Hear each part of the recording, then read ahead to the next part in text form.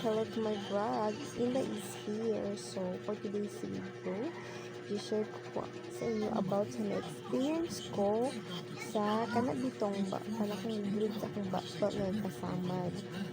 So, before that, don't forget to like and subscribe my YouTube channel, and also don't forget to click the notification bell dahil sa ubos para updated po kayo sa mga video ko. So, first of all,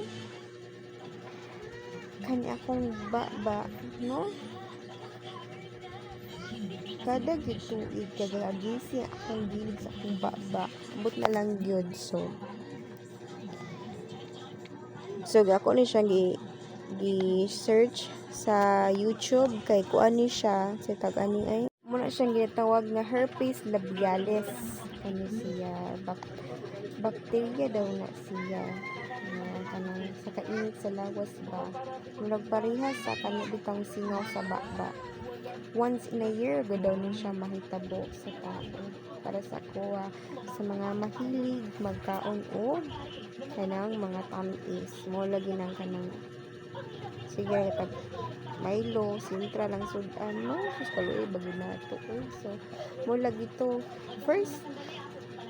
First na ko nga, ditambal ana, guys. Kay, kani karon lip shiner or serum, mga lipstick, mga lip shiner, mura din siya itambal, dayon.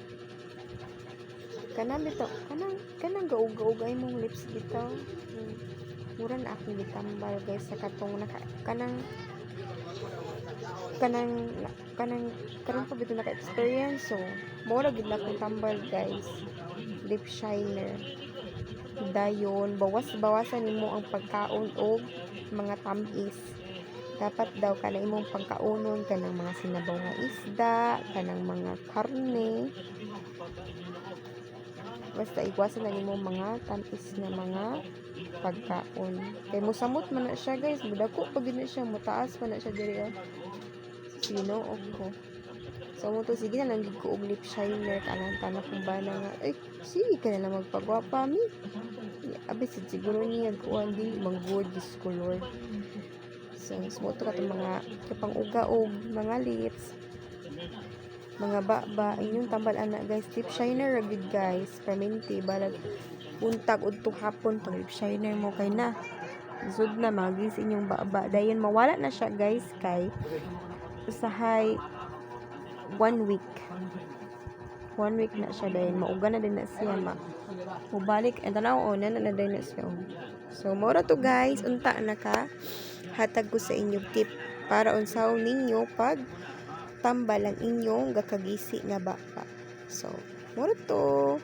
Don't forget to like and subscribe my YouTube channel, and also don't forget to click the notification bell dahil sa ubos para updated kayo sa mga videos ko. So, muna to. Bye-bye!